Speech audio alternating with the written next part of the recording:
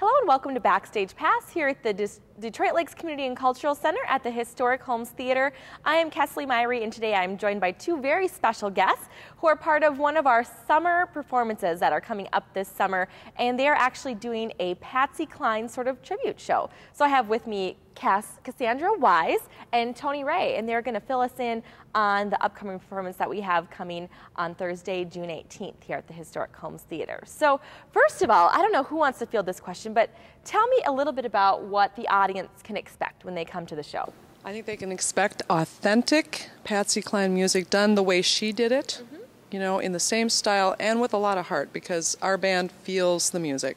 Wonderful. And maybe a few costume changes too. Ooh, that sounds like a lot of fun. And actually, Cassandra, you play Patsy, correct? Yes. Yes. So tell us what that experience is like. I mean, playing one of the most beloved singers of all time. Yes, I have learned to really respect her music. She was a fantastic woman. She had, you know, not a real tough life, but a fairly difficult life and a hard time trying to, you know, make it in basically what was a man's world.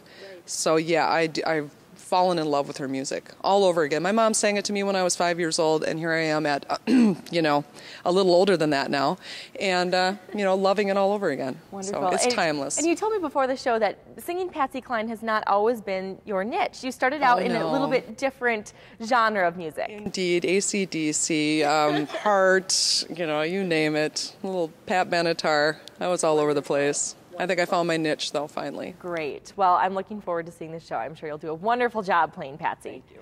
And Tony, tell us a little bit about how this group got together and how this show came to be. Well, we started off back in August. The Prairie Wind Players Community Theater Group in Barrett did a production of Always Patsy Cline. And we had the band put together, and we were looking for a woman to play Patsy, and pretty much everybody knew who was going to get the part after she auditioned. And I've had the privilege of playing with Cassie before, so I knew that she could do it. And that went very well. 4 sold-out nights.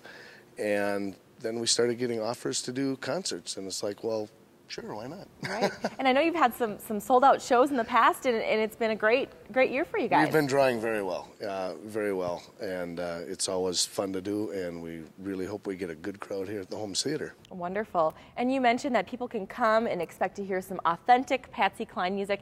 Give us kind of a recap of maybe some of the favorite songs that they might hear, or how many songs you'll perform over the course of the evening. I could do like 125 to 130 songs personally. Wow. But we don't have time for that. But we do, you know, all the classics. Sweet Dreams, Walking After Midnight, Crazy, I Fall to Pieces, She's Got You, Lovesick Blues. I mean, that's just to name a few. We could pull anything out of our hat, I think. There are a few songs that I think people haven't heard for years. They don't play them on the radio, but, you know, people will listen and go, oh my gosh, I remember that song.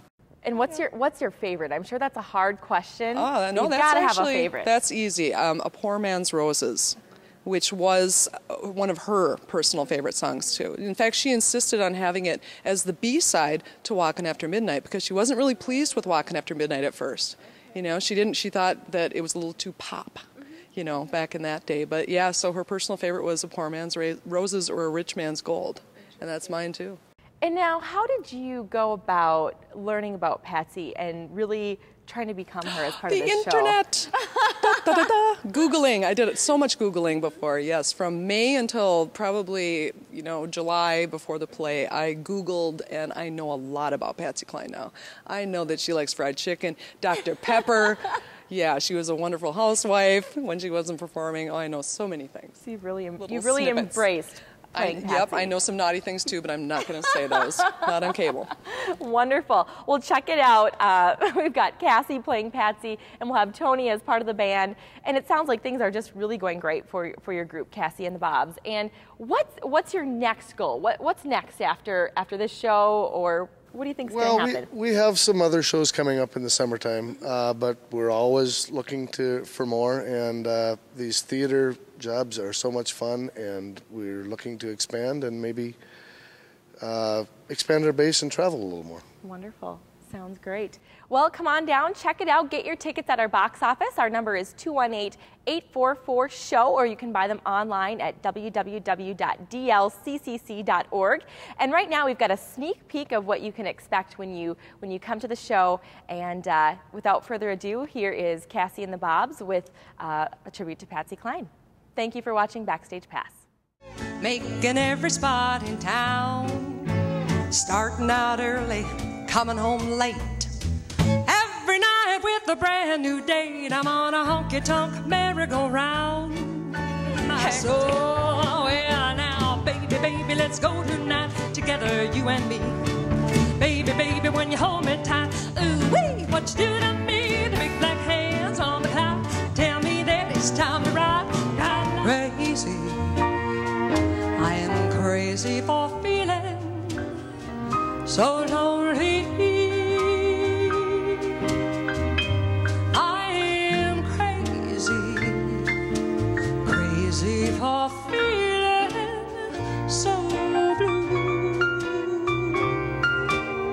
I go out walking after midnight, out in the moonlight, just like we used to do. I'm always walking after midnight, searching for you.